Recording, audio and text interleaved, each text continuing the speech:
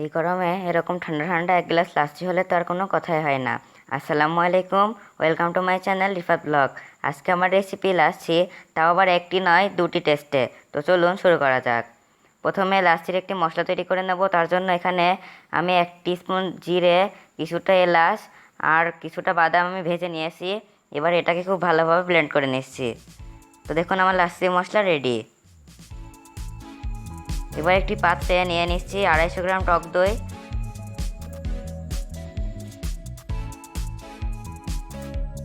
আর দিয়ে দিচ্ছি 3 টেবিল চামচ চিনি। মিষ্টিটা আপনারা কম বেশি করে নিতে পারেন। এবার একটা উইক্স দিয়ে খুব ভালোভাবে মিশিয়ে নিচ্ছি।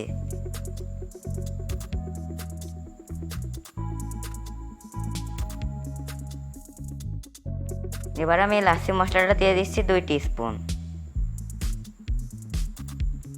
এবার দিয়ে খুব ভালোভাবে মিশিয়ে নিচ্ছি। আমার এটা করতে মোট 10 মিনিট সময় লেগেছে। 10 মিনিট ধরে খুব ভালোভাবে ফেটিয়ে নেবেন। তো এবার আমি পরিমাণ মতন পানি দিয়ে দিচ্ছি। পানি দিয়ে খুব ভালোভাবে মিশিয়ে নিচ্ছি। আর এখান থেকে আমি আর অর্ধেক নিয়ে নিচ্ছি, 2 ভাগে ভাগ করে নিচ্ছি।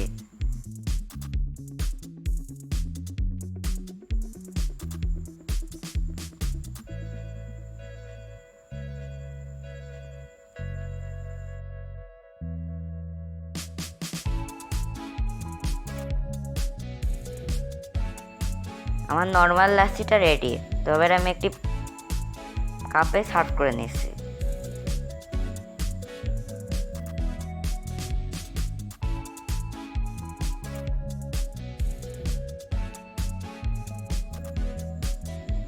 উপর দিয়ে আমি একটু বাদাম কুচি আর মশলাটা একটু ছড়িয়ে দিচ্ছি, তাহলে দেখতে সুন্দর লাগবে, খেতেও ভালো লাগবে।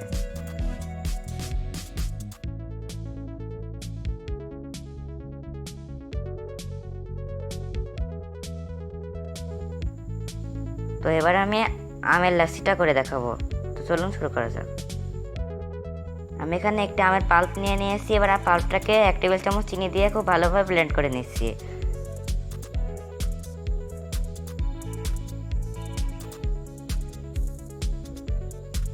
এবার আমি আগে থেকে সরিয়ে রাখা লাচ্ছিতে দিয়ে দিচ্ছি। আমের পাল্পটা দিয়ে খুব ভালোভাবে মিশিয়ে নিচ্ছি, তাহলে কিন্তু আমাদের ম্যাঙ্গো লাচ্ছি রেডি হয়ে যাবে।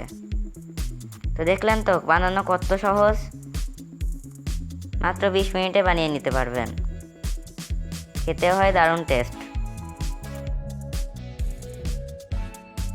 এবার আমি একটি গ্লাসে ঢেলে নিচ্ছি।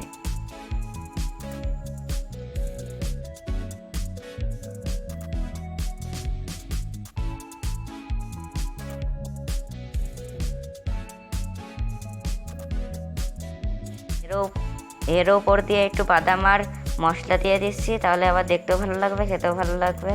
আর উপর দিয়ে একটু আমের টুকরো দিয়ে দিচ্ছি।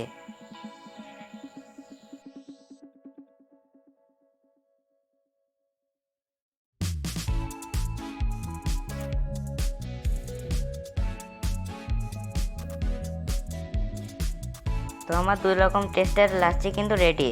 খেতে হয়েছে মারাত্মক টেস্ট। তো আজকের মতন এই পর্যন্তই। আপনাদের সবাইকে ধন্যবাদ।